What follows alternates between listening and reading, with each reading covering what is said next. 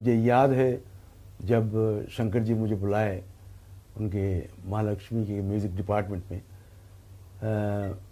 बाकायदा हम लोग रिहर्सल किए, कुछ 2 घंटे जम के रिहर्सल किए। लता जी, मैं, musicians, there were about 50 musicians and उन्होंने लिखा था, शैलेंद्र जी ने लिखा था गाना।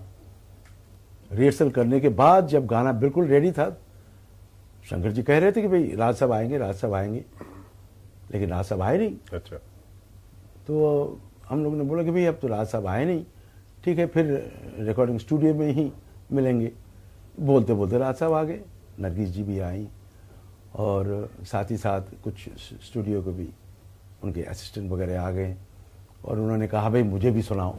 राज साहब बड़े प्लेफुल थे, बिकॉज उनको कुछ काम करवाना था तो बड़ा playfully he used to get it done and he used to be very fond of playing the dholak. He used to come and take the dholak and start playing. तो उन्होंने पूछा, मन्ना बाबू कैसा लगा गाना? राज साहब लाजवाब है गाना, तो एक बार तो बस सुना दीजिए। तो फिर सेबास्टियन जो शंकर जी के असिस्टेंट थे, फिर 1-2 किया उन्होंने, हम लोग शुरू हो गए। तो राज साहब बहुत देर तक सुनने के बाद बोला, जरा जरा रास्ता बना दो भाई मेरे लिए, जरा जगह बना दो। तो जगह बनाया गया और नरगिस जी और राज साहब दोनों मिल के बाकायदा हम लोग गा रहे थे और राज साहब जैसे he was enacting, both of them they were enacting the song. Wonderful wonderful.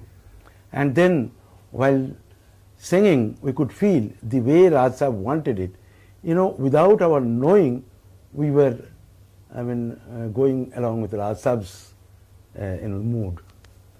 So that was the thing, that great was Raj Kapoor, you know. And मैं ये कह सकता हूँ कि राज साहब मुझे जब चुना था वही गाना गाने के लिए, मैं रो दिया था क्योंकि गाने वाले तो बहुत थे, लेकिन राज साहब जब मुझे चुना, मेरे करियर